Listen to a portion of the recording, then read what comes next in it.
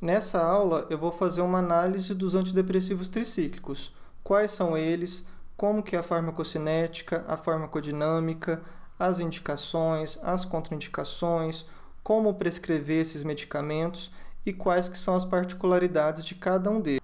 Então, a amitriptilina, clomipramina, imipramina e nortriptilina são os antidepressivos tricíclicos que normalmente tem na rede pública. A doxepina existe no Brasil, mas somente manipulada, e a maprotilina ainda pode ser comprada.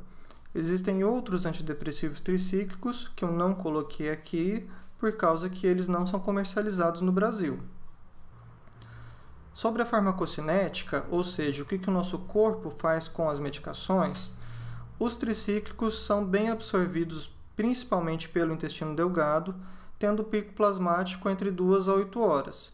É bom saber disso porque se você estiver prescrevendo uma dessas medicações para insônia, você não deve prescrever ela imediatamente antes de dormir, tem que prescrever com uma certa antecedência para que a pessoa tenha o pico plasmático mais próximo do horário de dormir dela. Os tricíclicos são medicamentos muito lipofílicos e por conta disso eles têm um alto volume de distribuição. Eles não ficam exclusivamente na corrente sanguínea, eles vão também se propagar para dentro dos nossos tecidos, especialmente tecidos com um volume lipídico maior, como por exemplo o fígado, o tecido adiposo propriamente, o cérebro, o coração. E para poder circular no nosso sangue, que é um meio completamente hidrofílico, eles precisam se ligar a proteínas plasmáticas.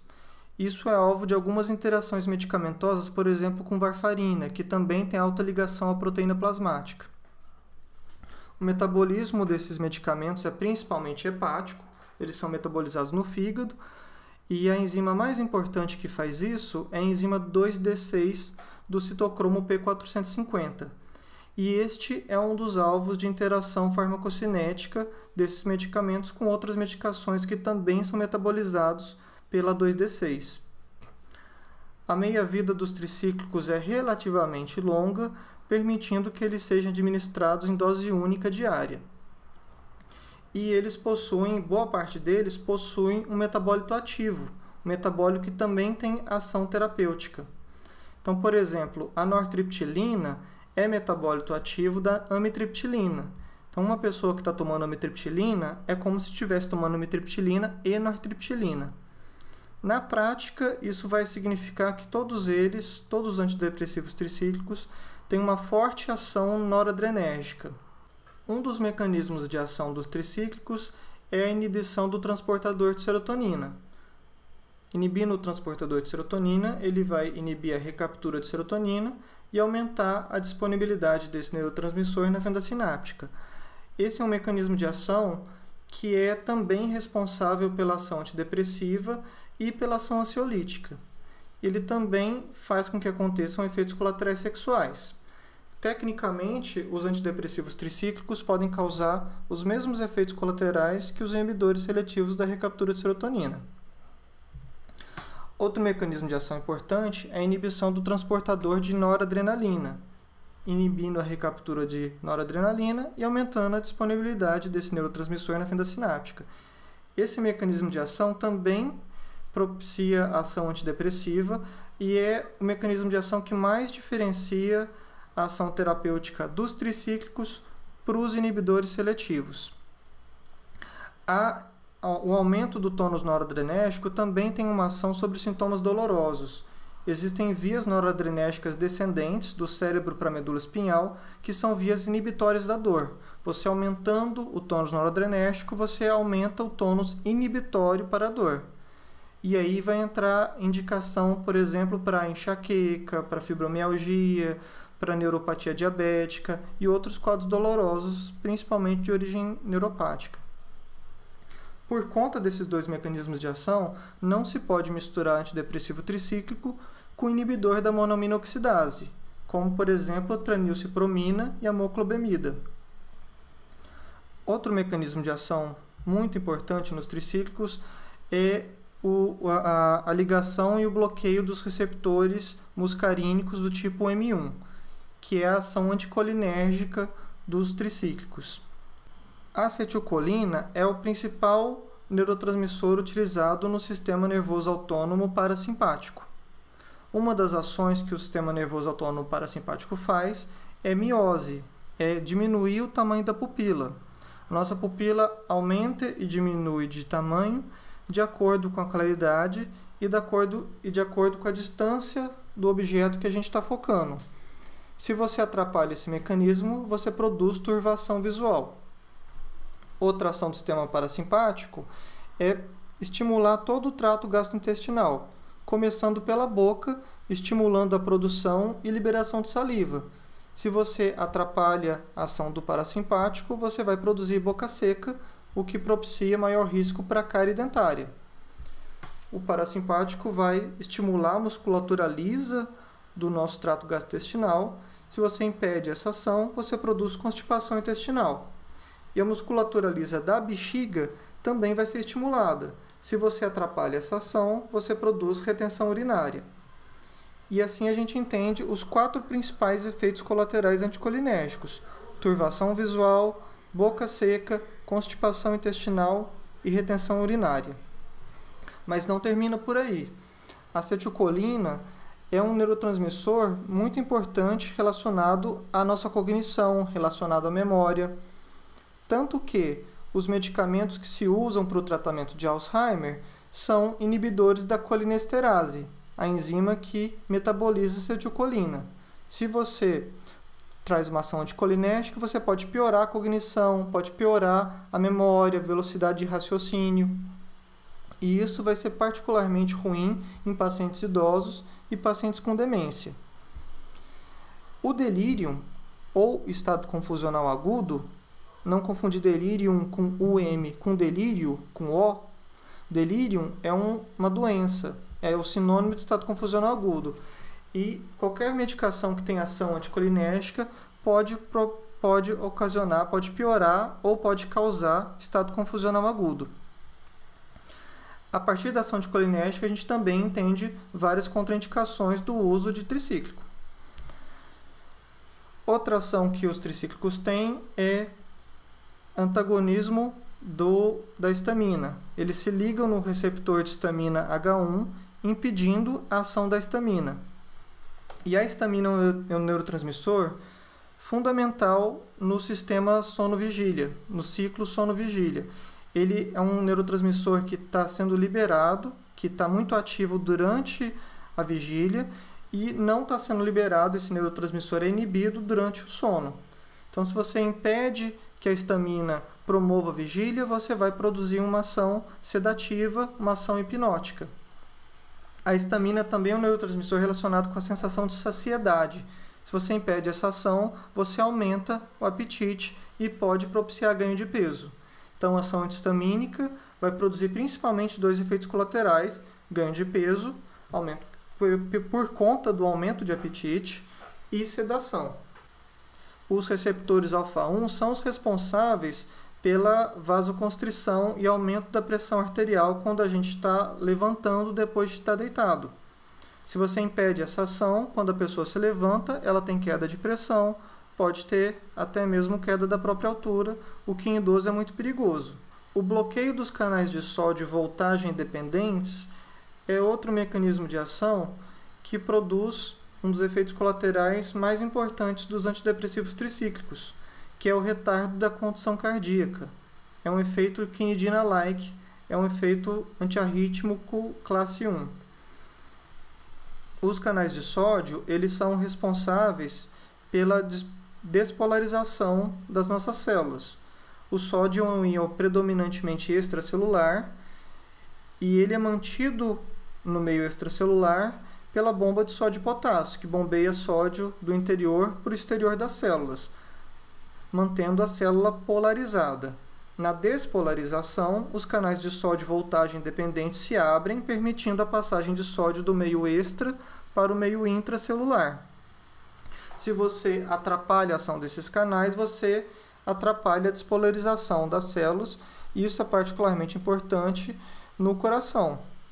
No eletrocardiograma, pode acontecer então aumento do intervalo PR, alargamento do complexo QRS e, mais importante, prolongamento do intervalo QT. Por conta dessa ação, vários problemas cardíacos contraindicam o uso de antidepressivo tricíclico. E por fim, os tricíclicos também têm uma ação sobre receptores de serotonina do tipo 2.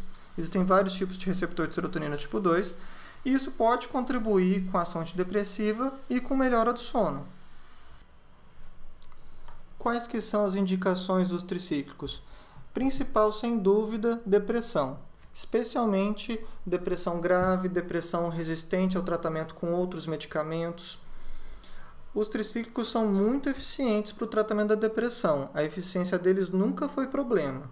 O problema é a quantidade de efeitos colaterais que eles causam.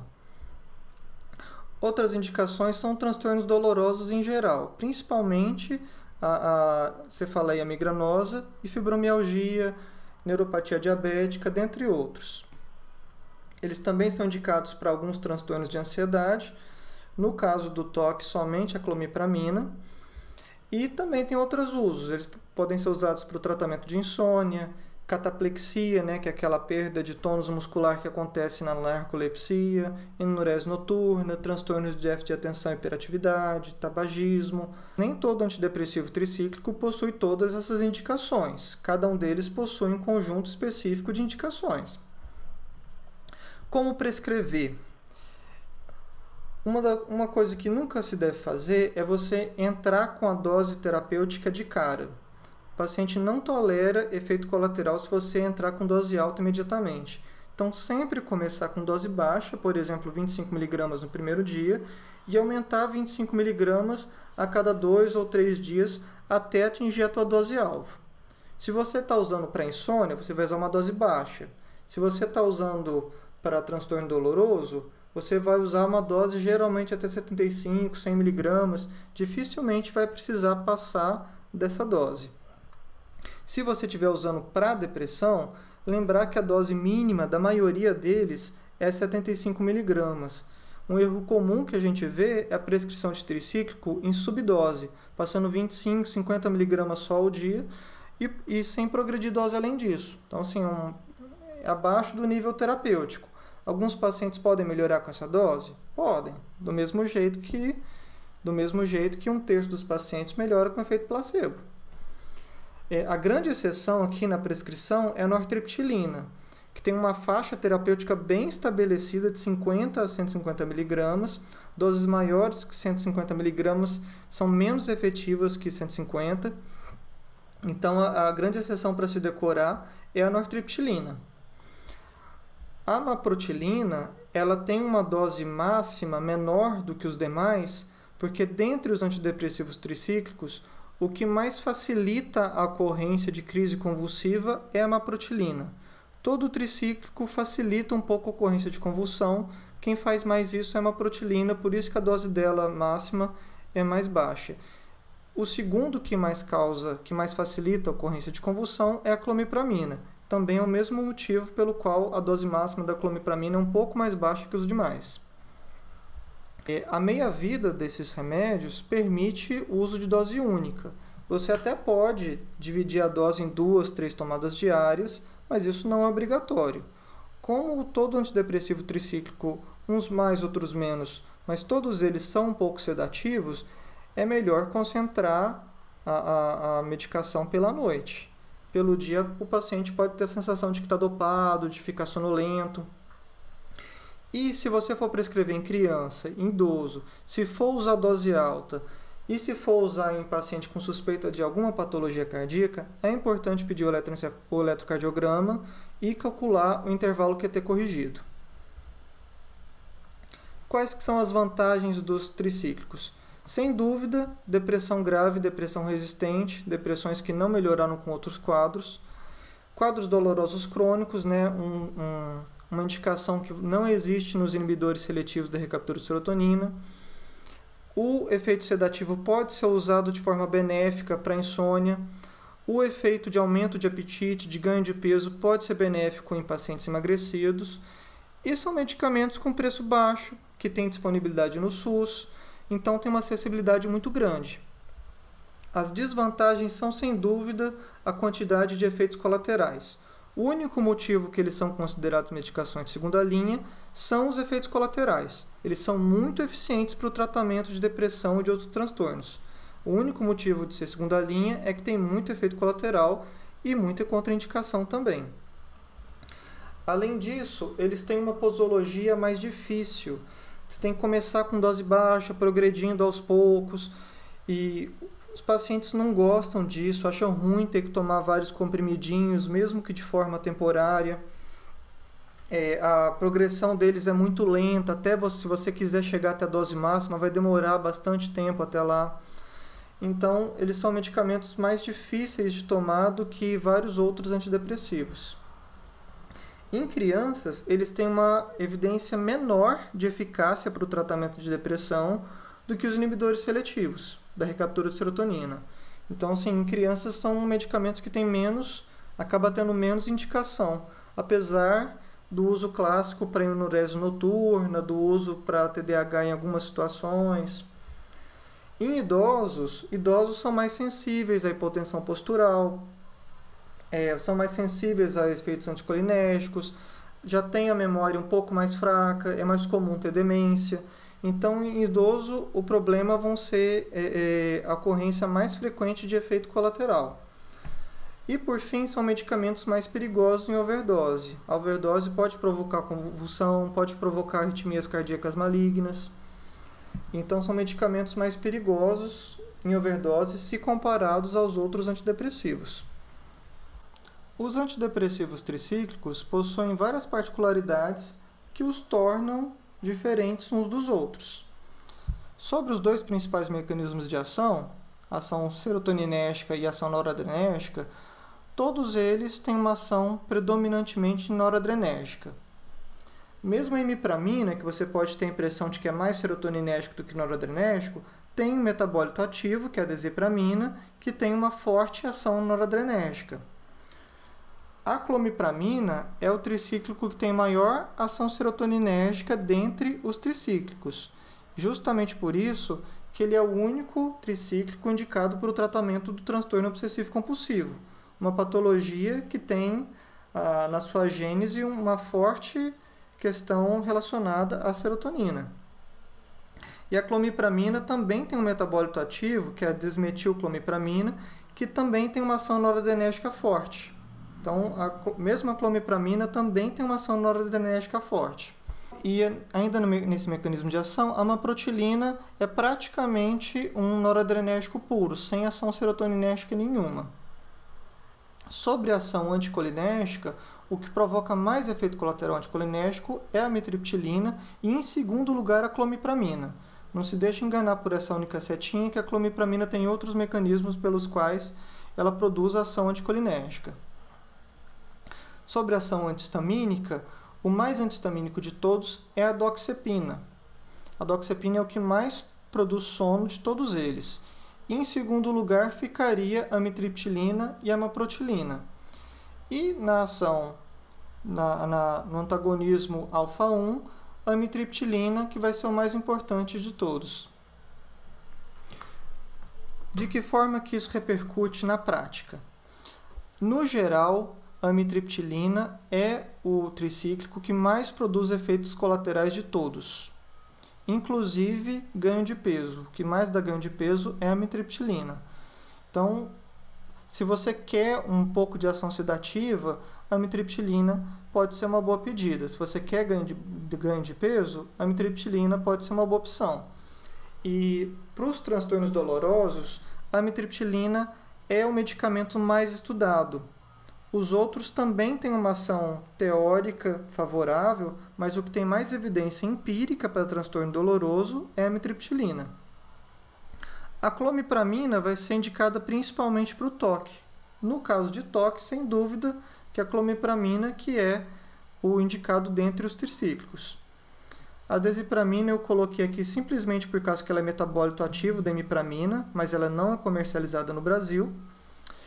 A doxepina tem essa particularidade da forte ação antihistamínica. Ela pode ser usada inclusive em doses muito baixas, de 3 a 6 mg, como indutor do sono. Na dermatologia, eles inclusive usam doses um pouco maiores, 25 a 50 mg, por ação antialérgica. E em dose tão baixa, de 3 a 6 mg, a doxepina é um antistamínico puro. Ela não tem os outros efeitos colaterais dos tricíclicos e é uma opção de medicamento indutor de sono. A imipramina, junto com a nortriptilina, são os tricíclicos mais estudados para transtornos de ansiedade, ansiedade generalizada, pânico, fobia social. Esses dois que são os mais estudados são os que mais têm indicação. E a nortriptilina é o tricíclico que menos produz efeitos colaterais de todos os antidepressivos tricíclicos. E ela também tem uma posologia um pouco mais simples, de 50 a 150 mg. Você atinge a dose terapêutica, progride para a dose máxima com muito mais facilidade que os demais tricíclicos. Essas são as referências que eu utilizei para fazer esse vídeo e espero que tenha aproveitado.